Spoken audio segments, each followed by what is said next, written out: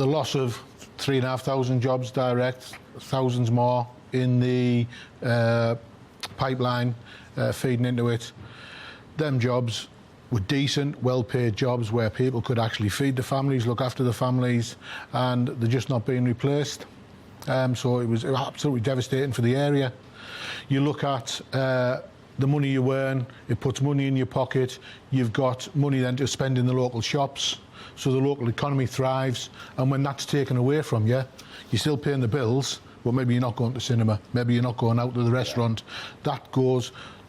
We've seen the high street in Redcar with the boarded up shops. Part of that is because people had less money to spend.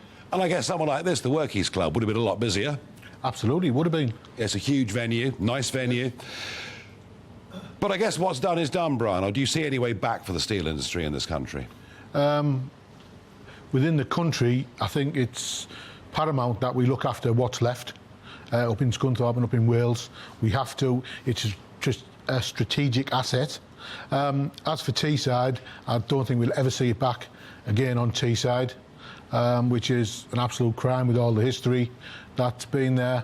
I know at the start the Labour, the Conservative mayor spoke about possibilities of bringing it back. Maybe that it was a soundbite people wanted to hear.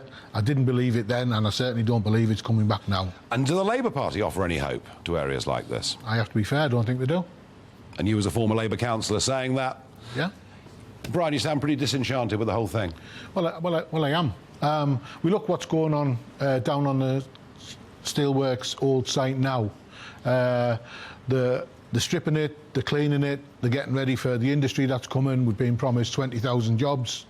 And only last week, one of the companies that was going to provide 2,000 direct jobs and thousands more within the pipeline, GE, have pulled out. And they've said they're pulling out because of the lack of want for the product. So you've got the government tell us they've got a green initiative going on and we want wind power and all the rest of it. You've got a company who builds the blades who were going to invest in Teesside with millions of pounds and bring the jobs, and them jobs are not coming now. And what did Ben Houchin say? If you snooze, you lose. A throwaway comment, but I think it's a lot more important than throwaway comments, and people who are in charge should be looking to what was the problem, why don't they want to be here, and make sure that the deals are getting signed. I think that is a cry for help on behalf of people working in this region, people who worked in traditional industries. Brian Dennis, you've made it very passionately. I hope people in London listen, because it's very, very important. Thank you.